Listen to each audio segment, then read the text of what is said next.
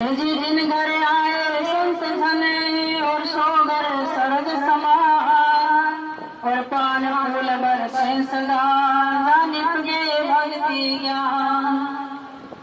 जब संत आते हैं तो स्वर्ग जैसा वातावरण महसूस होता है।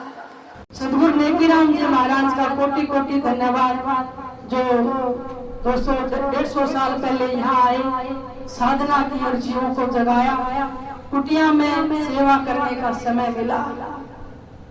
लेकिन फिर हमारे पूज्य गुरुदेव जी ने इस गांव में भक्ति को जागृत रखा। तो इसलिए जब संत मिल जाए तो कबीर साहब फरमाते हैं, कबीरा सोई दिन मिला जहाँ दिन संत मिला, अंक मरे मरे बेटिया पाप सरी राजा। जिस दिन संत मिले वो दिन आपका सार्थक हो जाता है, वो परमात्मा की दरगाह में लेखे में होता। इसलिए अंक भरे भर बेटिया, दिल खोल कर मिलो, क्योंकि पाप सरी राजा है। संत के मिलने से भीतर के मल और पाप दूर होते हैं। इसलिए जिस दिन किसी अच्छे आदमी का सुबह सुबह दर्शन हो जाए तो आप क्या कहते हैं, दिन अच्छा गुजरा भाई, वो बड़ा अच्छा आदमी था, उसके दर्शन हो गए। और कई बार ऐसा आदमी ताकर जाए जिसको सामाजिक दृष्टि से अच्छा न माना जाए तो क्या कहेंगे, सुबह सुबह पता नहीं किसका मुंह देख लिया, सारा दिन खराब हो गया। तो गरीबदास जी महाराज फरमाते हैं, मेरे पापी पर बात नहीं बेटे, मुख देखत पाप लगे जाता, जननी 9 मास तरास नहीं बेकार जन्म तिसके माता, 84 कुंड पड़े पापी है जुगन जुगन कुंड भी नाता, गर्भ छेदन वेदन पीड़ लगे मिटता नहीं इच्छा काका, जिससे साधु संत गए वो मारे कठिन बहुत बाता, दास गरीब दुर्बुझ भैया भया 3 लोक सा बदसा का, भया 3 लोक सा बदसा का। कहते हैं दुर्जन व्यक्ति पापी व्यक्ति सुबह सुबह ना मिले तो अच्छा होता, क्योंकि देखने से भी भीतर में पाप आता है, गलानी आती है। और ऐसी आत्मा को सदगुरु कहते हैं धिक्कार है जिसने 9 मास तक माँ के गर्भ को भी अपवित्र किया है, फिर 84 कुंडों में पड़ना पड़ता, जुगों जुगों तक कुंड में नरक की त्रास झेलनी पड़ती है और माँ को कितनी पीड़ा होती है। कहते हैं उस मार्ग पर चलो जिस मार्ग से भक्त और संत गए हैं।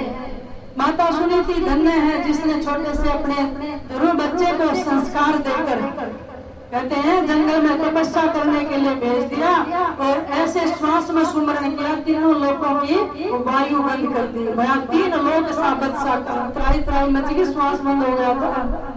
तब देवताओं ने जाकर भगवान को प्रार्थना की कि ऐसा धरती पर भक्त है, प्रभु उसको दर्शन देके हमें कष्ट से छुड़ाओ। तब प्रभु ये धरती पर उतरे और ध्रुव को दर्शन दिया, उसकी माँ की आज तक प्रशंसा होती है। इसलिए माताओं आपसे निवेदन है, अपनी संतान को अच्छे संस्कार दो, संतों के चरणों से जोड़ो, भक्ति और सेवा के संस्कार डालो।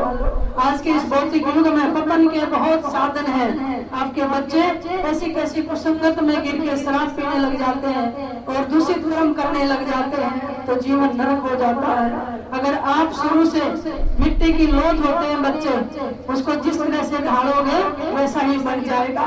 तो इसलिए अच्छे संस्कार डालिए, क्योंकि कलयुग जो है अपनी चरम सीमा पर है, दिन प्रतिदिन पाप बढ़ते जा रहे हैं, चारों तरफ अशांति का माहौल है और युवा बच्चे खासकर कुसंगत की तरफ गिरते जा रहे हैं। और जो कलयुग है इसमें 5 चीजों में उसका पाप का निवास स्थान होता है। किसमें? मद्यपान, शराब, बीड़ी, मांस, होका, ये अच्छी चीजें नहीं है, इसको छोड़ देना चाहिए समझदार व्यक्ति को। मद्यपान क्योंकि शराब जो है मलिन बुद्धि कर देती है, निर्णय शक्ति नहीं रहती है, फिर भक्ति में मन नहीं लगेगा, घर में कलह होगा, धन की हानि होती है, तो इसको छोड़ देना चाहिए। दूसरा हिंसा, किसी भी जीव को मार के कभी नहीं खाना चाहिए, बहुत अच्छे पदार्थ परमात्मा ने दिए, ये पाप है। और तीसरा व्यभिचार, वेश्यावृत्ति, एक गृहस्थ व्यक्ति को अपने ही गृहस्थ में संतुष्ट रहकर दूसरे की जितने भी स्त्रियां मां बहन बेटी की दृष्टि से देखना चाहिए, व्यभिचार वृत्ति नहीं होनी चाहिए। और झूठ बोलना, और 5वां है छल कपट करके अर्जित किया हुआ स्वर्ण जो धन होता है, इसलिए नेक कमाई करनी चाहिए। अब आप सत्संग में बैठे, सत्संग श्रवण करें, संतों के दर्शन करें, सेवा का अवसर मिला, सुबह यज्ञ में बैठे, भंडारे में सेवा करोगे तो आपके लिए कलयुग नहीं सतयुग जैसा वातावरण है। तो आप अपने घर में ऐसा ही दिव्य वातावरण बनाइए और बुरे कर्मों से हमेशा दूर रहिए, क्योंकि कोई भी जब हम कर्म करते हैं उस कर्म के 8 साक्षी होते हैं। कौन कौन? पृथ्वी, जल, अग्नि, वायु, आकाश, सूर्य, चंद्रमा और परमात्मा। अब कहीं भी बाहर भीतर आगे पीछे कर्म करेंगे, ये 8 नित्य हमारे कर्मों के गवाह होते हैं, साक्षी होते हैं। वहाँ हम मुकर नहीं सकते। सूर्य देख रहा है, सूर्य भीतर भी है। कभी आप सोचे तो छिप गया, ठीक कर लेते हैं। सूर्य हमारे आंखों का देवता है। आप सोचे दिन में कर ले, चांद तो नहीं देख रहा, चांद हमारे मन का देवता है। और 5 तत्वों से शरीर बना, ये भी साक्षी, और बाहर भी तत्व साक्षी। और परमात्मा का CCTV कैमरा वो तो पूरे ब्रह्मांडों में लगा हुआ है, बाहर भी भीतर भी, वो भी हमारे कर्मों के साक्षी हैं। इसलिए आज जो है ये देखते रहते हैं, तो अच्छे कर्म हमें करने चाहिए। संतों की शरण में आकर हमारा जीवन परिवर्तित होना चाहिए। एक प्रश्न उठता है कि पीछे अगर बुरे कर्म हो गए हैं फिर क्या करें? उनका प्रायश्चित होता है। और परमात्मा इतना दयालु है, जो समर्पित होकर उसके चरणों में आ जाए, भक्ति में लग जाए, नाम सुमरण करने लग जाए, तो परमात्मा का एक नाम है पतित उदाहरण। और गरीबदास महाराज फरमाते हैं, गरीब अदम उदाहरण बढ़ती है, अदम उदाहरण नाम है, अदम उदाहरण संत है जिनकी मैं बलि जावे। संत तो ऐसे दयालु होते हैं, अदम उदाहरण भक्ति है। अदम से भी अदम को पार कर सकती है भक्ति। और अदम उदाहरण नाम, परमात्मा का नाम एक चिंगारी है। सैकड़ों ढेरों मन कचरा पड़ा हो, एक चिंगारी आग के लगा दो, जल के भस्म हो जाता है। और अदम उदाहरण संत है। ये संत भी ऐसे दयालु हैं, कुमार्ग छुड़ा के अच्छे मार्ग को लगा देंगे, इसलिए हम इनके चरणों की बलिहारी जाते हैं। तो सतगुरु गरीबदास महाराज से पूछा, जी किस किस को पार किया? तो सतगुरु कहते हैं, गरीब बजगरी का और भेलनी सबरी प्रेम सहेत, कहते पति को उधारिया सतगुरु गावे नेत। कहते हैं पशु योनि जैसा गज, उसको भी परमात्मा ने पार कर दिया। गणिका जैसी वैसा जिसने सारी जिंदगी बुरे कर्म किए, संतों की संगत में आगे नाम जपने लगी, वो विमानों में बैठकर चली गई वैकुंठ के अंदर। गजगढ़ का और भीलनी जिसको अछूत जाति समझते हैं, सबने परित्याग कर दिया था और उसे हे दृष्टि से देखते थे। उस भीलनी को मतंग ऋषि जैसे गुरु की संगत मिल गई और स्वयं ब्रह्मांड नायक परमात्मा उसकी कुटिया में पहुंचे। इतने प्रेम से उसने पुकारा। तो सतगुरु कहते पति को उधारिया, कितने कितने नाम नहीं गिने जा सकते, ऐसे ऐसे परमात्मा ने पार कर दिए। सतगुरु गावे नेत, नित्य ऐसे भक्तों की वंदना होती है। तो इसलिए पीछे का प्रायश्चित करके फिर हम भक्ति करें, क्योंकि भक्ति ही है जो परमात्मा तक ले जाने की सिद्धि है।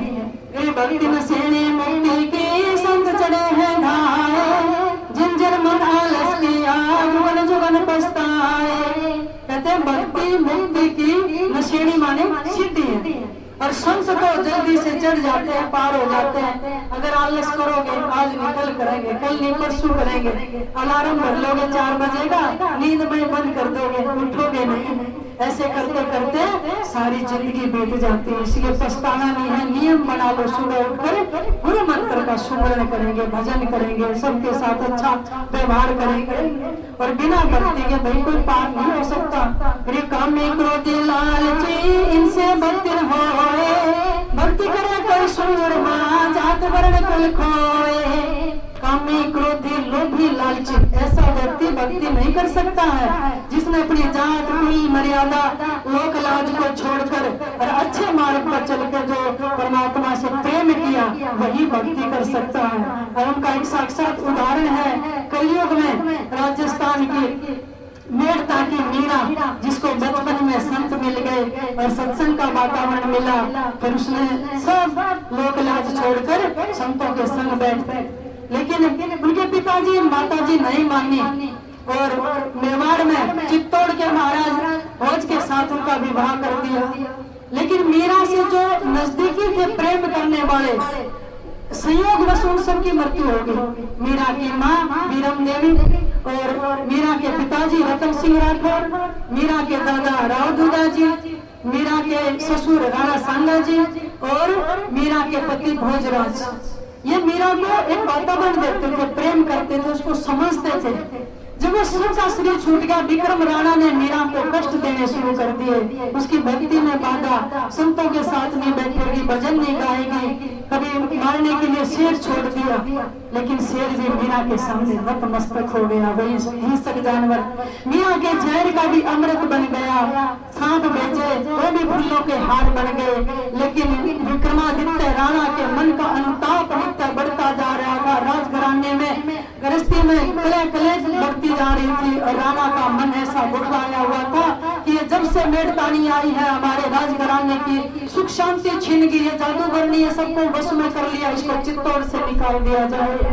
मीरा भी दिन प्रतिदिन उदास रहने लगी और ऐसी समस्या में थी कि मैं क्या करूँगा। कई बार जीवन में ऐसी समस्या होती है, आप किसी को बता भी नहीं पाते, कुछ कर नहीं पाते। ऐसे ही सामाजिक और भौतिक समस्याएं भी होती हैं और आध्यात्मिक समस्याएं भी होती हैं।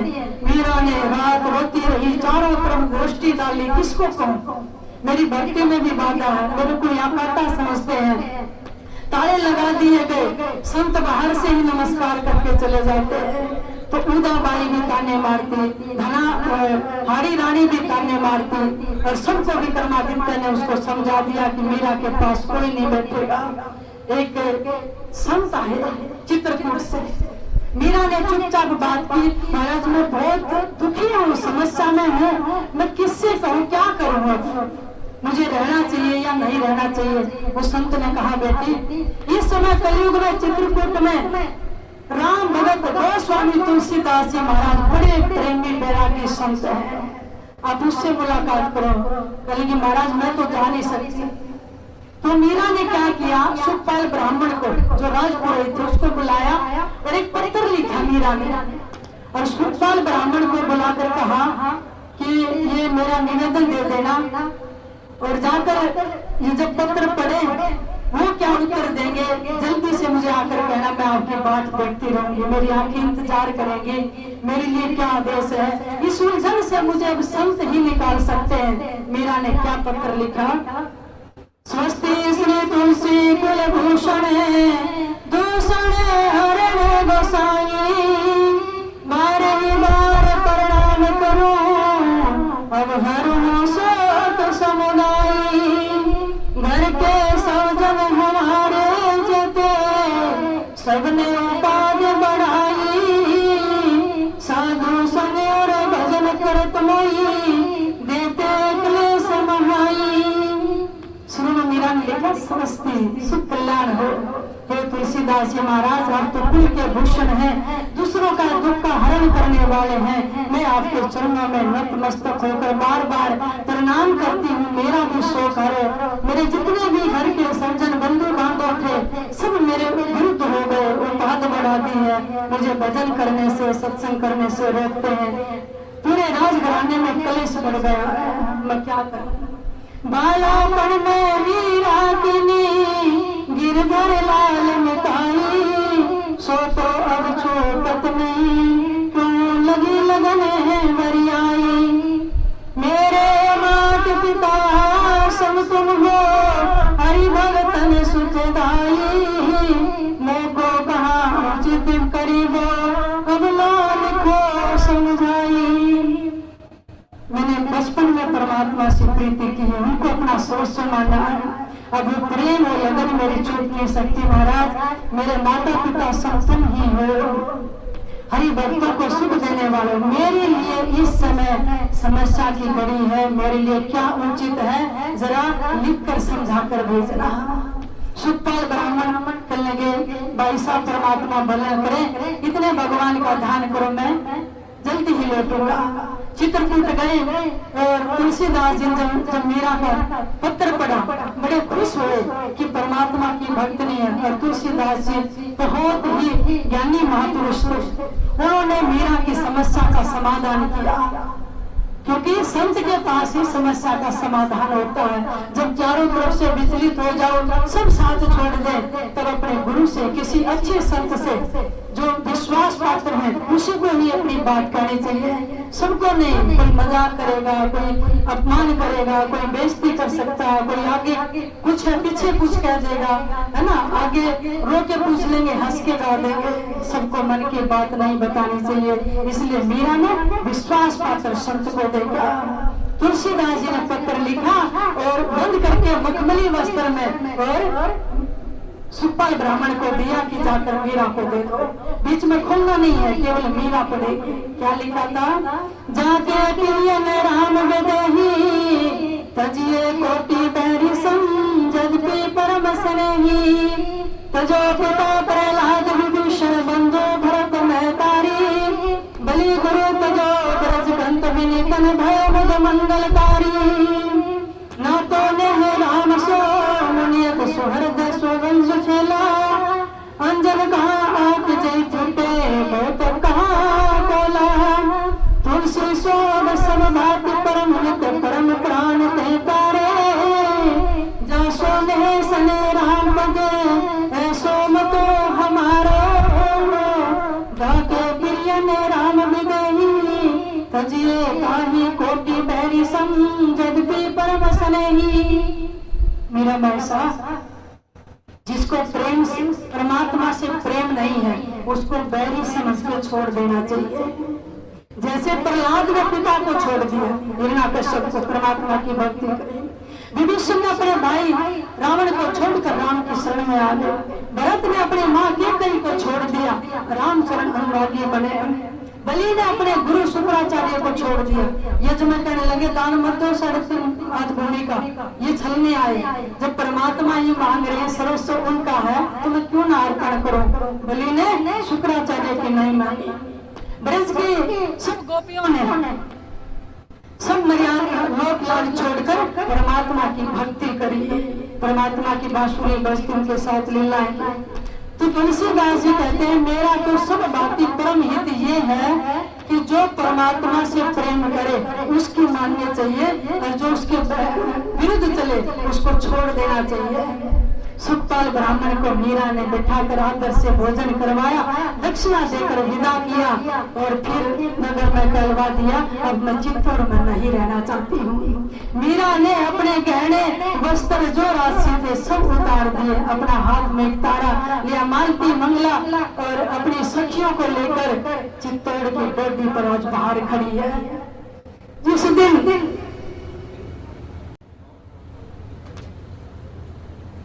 चित्तौड़ में आई थी, बैंड बाजों के साथ मीरा ने बारात को प्रवेश किया था। जब मीरा निकली तो हाथ में एक तारा था। जितने मीरा के सौंदर्य थे सब शरीर छूट गए। मीरा ने नजर पीछे देखे पूरे चित्तौड़ की तरफ। राणा जी उदा जी गेट तक गए, भाई साहब चित्तौड़ छोड़कर क्यों जा रही है? मीरा ने कहा आपकी नगरी में संत नहीं है और मेरी दुविधा है, समस्या है, मैं संतों बिना नहीं रह सकती। तो वहां मीरा ने कहा राणा को, रे मेरतिया राणा नहीं भावे करो दे सड़ना रंग रोड़ो, रे मेरतिया राणा नहीं भावे थारो दे सड़ना रंग रोड़ो।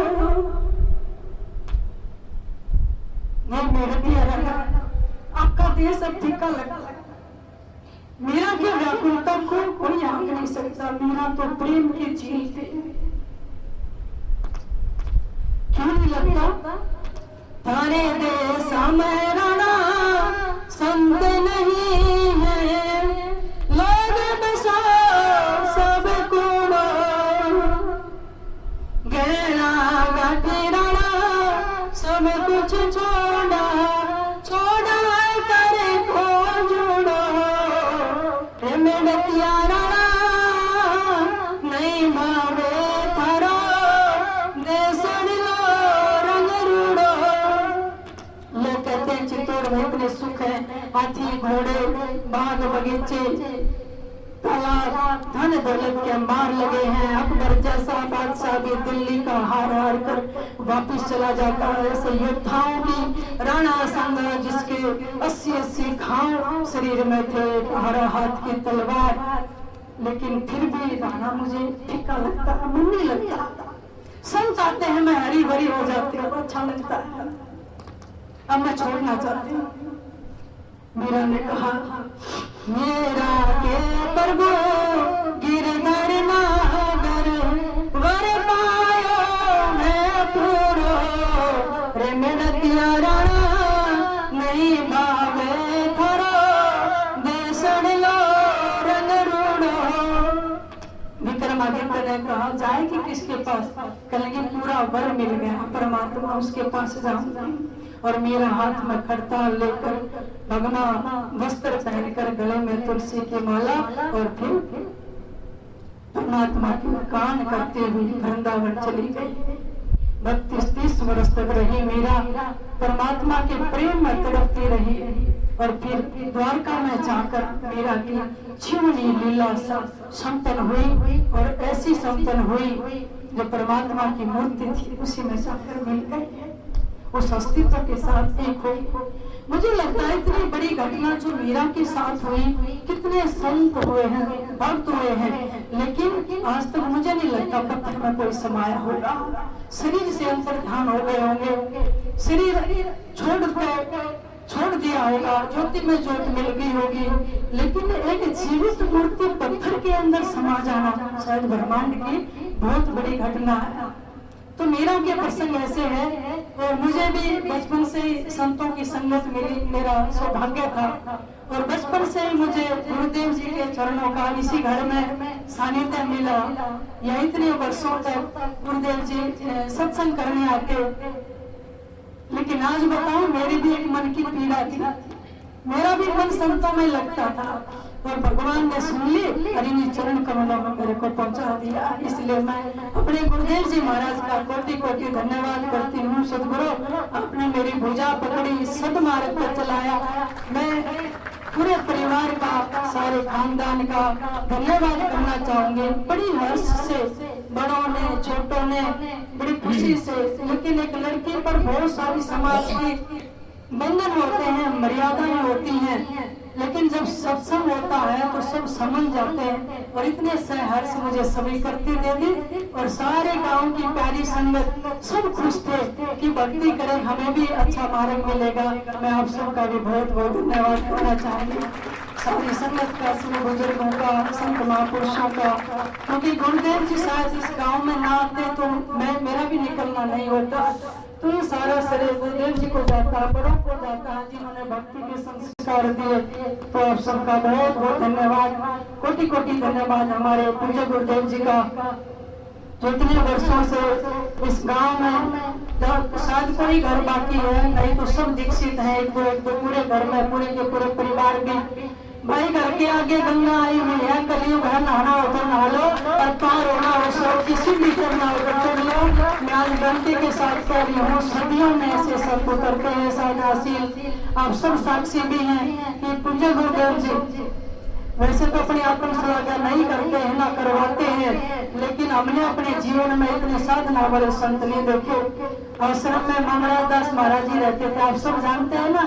वो घर आते थे भोजन करने, तो गुरु जी के बारे में कहते थे कि ऐसे संत आए हुए हैं, रात को भी कम सोते, मैं तो छिप के देखता हूँ। वो महाराज जी आकर बताते थे, वो भी बहुत आचार विचार से सदे हुए थे, जिनके 10 साल तक मुझे चरणों की सेवा का अवसर मिला। बहुत अच्छे सहनशील, एक चरित्रवान संत, बहन जाओ, बेटी जाओ, कोई भी जाओ, है ना, सारा गांव उनका साक्षी है। तब गुरुदेव जी आते थे तो वो कहते थे, मैं छिप के देखता हूँ महाराज जी को कि कितने कितने घंटे एक बैठक की साधना करते हैं। तो भगवान की रजा हुई, हम सबको ऐसे गुरुदेव जी मिले, तो हम बहुत आभारी हैं आपके।